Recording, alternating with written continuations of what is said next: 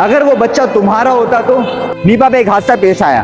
Gutter का ढक्कन खुले होने की वजह से बच्चा गटर पे गिर गया। सुनने में तो एक न्यूज़ लगता है, लेकिन कभी उस माँ से पूछा उस माँ पे क्या गुजर रही होगी।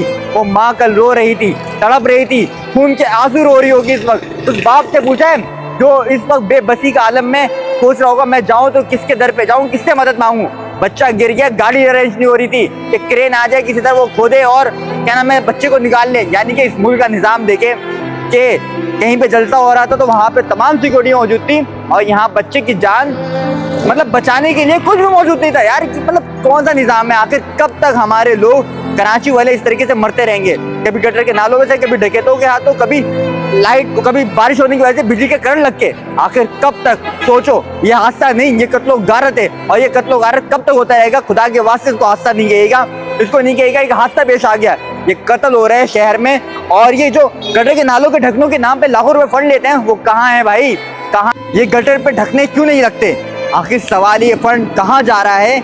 ये हमेशा फाइलों में दब के क्यों रह जाता है? सवाल इतना बड़ा है और हमारे कौम को हमेशा बेवकूफ़ बनाया जा रहा है। हुक्मरान बेवकूफ़ बना रहे हैं। ये अपने एसी वाले कमरे से बाहर निकलते ही नहीं है जो आवाम के दर्द देखें, आवाम की तकलीफ देखें। ये नन्ना इब्राहिम, आज इसके हम बातों में बात कर रहे हैं। 24 घंटे जो न्यूज़ पे न्यूज़ आ रही है नन्ना इब्राहिम की, ये 5 दिन तक चलेगा, ये हफ्तों तक चलेगा। खुदा के कसम खा रहा हूँ, एक हफ्ते बाद सब भूल चुके होंगे नन्ना इब्राहिम कौन था। शादमान नाले वाला हादसा याद है, गुलशन वाला हादसा याद है, ये नीपा वाला भी हादसा आ गया। अब देखना कुछ दिन बाद गरंगी हादसा आएगा, कुछ दिन बाद लांडी का हादसा आएगा।